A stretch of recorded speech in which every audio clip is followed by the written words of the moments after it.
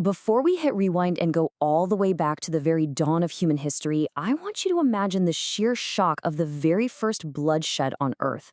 We're talking about a time when the world was vast, pristine, and entirely unbroken by violence. And then, suddenly, it's completely shattered by the ultimate human tragedy. In this explainer, we're going to trace the earthly journey of Adam. We'll explore the terrifying descent to an unfamiliar planet, the grueling struggle for survival, a totally devastating family rivalry, and finally, a breathtaking angelic departure. So what actually happens when human frailty meets the ultimate test, resulting in the shedding of a brother's blood? You see, this explainer isn't just a recount of ancient history. It's a deep, foundational look into our own mortal journey. It really forces us to ask how the very first human family, having literally just left the absolute perfection of paradise, navigated the brutal realities of jealousy, survival, and profound grief. Section 1. Descent and Divine Mercy. A New World. To truly grasp the heavy weight of that tragedy, we've got to pull back to the very beginning of the earthly timeline. It sets this incredibly somber tone, right? Marking that harsh, sudden transition from the boundless comforts of paradise to the raw, untested dirt of Earth. The Quran captures this monumental shift with staggering gravity in Surah Al-Baqarah, verse 36. Go down, all of you, as enemies to one another, and you will have upon the earth a place of settlement and provision for a time. Stepping onto the earth, Adam and Eve faced a completely alien world. I mean, the endless expanse of the heavens was suddenly traded for dust, changing seasons, and just this overwhelming sense of isolation. But wait, notice how quickly that immense despair is met with hope. Upon reaching the earth, Adam felt severe remorse and pleaded for forgiveness. According to Surah Al-Baqarah, verse 37, then Adam received from his Lord some words, and he accepted his repentance. Indeed, it is he who is the accepting of repentance, the merciful. This brilliantly illustrates a crucial point. Profound regret, when met with divine mercy, always pulls humanity out of the darkness of despair and right back into the light of hope. Section 2. The Struggle for Survival. Life on Earth.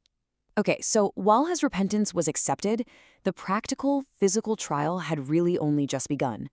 The spiritual slate was wiped clean, sure, but the physical reality of Earth, that was waiting for them. Think about it. In paradise, sustenance was effortless, but as Surah Taha verses 117 through 119 explicitly warned, Earth was a different story entirely.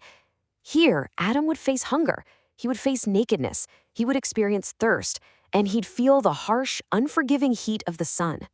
Literally every single meal, every drop of water, and every piece of shelter now required unprecedented physical toil. This was the absolute beginning of humanity's grueling fight for survival. But here's the thing. Humanity was not simply abandoned to fend for itself in the dirt. Islamic sources, including the Hadith and Sahih Muslim and classical exegesis, reveal that Allah provided essential practical knowledge. Adam was taught the exact skills necessary to survive: how to cultivate agriculture, how to sow seeds, how to utilize iron to craft tools, and ultimately, how to establish the very foundations of human civilization. Humanity was entirely empowered to build a world from the ground up. Section 3. The first earthly tragedy, Cain and Abel. As time passed and humanity began to establish itself, the human family obviously grew. But with that growth came brand new, incredibly complex emotions, namely the rising tension between Adam's two sons, Cain and Abel, known in the sources as Qabil and Habeel. And this brings us to a monumental divine test. The Quran details this in Surah Al-Ma'idah, verse 27, and recite to them the story of Adam's two sons, in truth, when they both offered a sacrifice. This was the moment, right here, where the internal character of the first humans would be laid bare for the very first time. We see a stark contrast in their intentions right out of the gate. Cain, who was an agriculturalist, presented a portion of his harvest, but the sources note he held back. He basically offered an inferior, subpar portion of his crops. Abel, on the other hand, a herdsman, offered the absolute premium, the very best, fattest animal from his flock. Abel gave his utmost best to his creator, while Cain just kind of held back. And this perfectly illustrates the consequence of those intentions. According to the tradition, the ultimate sign of divine acceptance was a miraculous fire descending from the sky to consume the offering. Well, the heavenly fire came down and consumed Abel's premium sacrifice, fully accepting it. Cain's inferior offering? Rejected, left entirely untouched. And in that exact moment, a totally different kind of fire ignited. A deadly, unprecedented fire of jealousy and arrogance within Cain's heart, leading him to literally threaten his own brother's life. Section 4, Lesson of the Crow, the first burial. Completely blinded by envy and rage, Cain actually followed through on his threat. He murdered his sleeping brother, marking the very first taking of a human life on Earth. But in the immediate aftermath, Cain was just lost. He had absolutely no idea what to do with a lifeless human body. The way the source material describes what happens next is just incredibly powerful. Surah Al-Ma'idah, verse 31, reads, "Then Allah sent a crow searching in the ground to show him how to hide the disgrace of his brother." Just take a second to process that. The first murderer on earth, consumed by his own arrogance, is reduced to standing bewildered over his brother's body. He's so utterly helpless that he requires a simple bird, literally a crow, burying another crow, to teach him how to bury the dead. It's a profound humiliation and a seriously stark reminder of exactly where jealousy leads.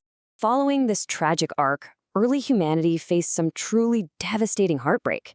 We started with the descent to Earth, followed by the shattering reality of the first shedding of blood. Adam and Eve were utterly devastated by the loss of their righteous son. But as we see throughout the sources, Allah doesn't just abandon his righteous servants to endless grief. And that brings us to the third point on our timeline, the rebirth of hope. Section 5, the divine gift, a new prophet. Out of all that deep sorrow came a brand new chapter, an immense divine comfort for the grieving parents. According to the highly authoritative historical text, Al-Bidayah wal Nihaya by Ibn Kathir, a new son was born to them. His name was Seth, which translates beautifully to the gift of Allah or the reward of Allah. Seth was given as a righteous replacement for Abel. He was highly obedient, deeply virtuous, and eventually he was elevated to the status of a prophet to guide the rapidly expanding human family. As time rapidly advanced, Adam watched his lineage spread across the different parts of the earth, and as he approached the end of his nearly 1,000-year life, he passed the immense responsibility of prophetic leadership onto Seth with a very strict final will. He commanded Seth to firmly uphold Tawheed, the absolute oneness of God. He urged him to maintain continuous day and night worship and, crucially, to protect the human lineage from the relentless deceptions of Iblees, or Satan. Section 6. The first angelic burial. Adam's departure.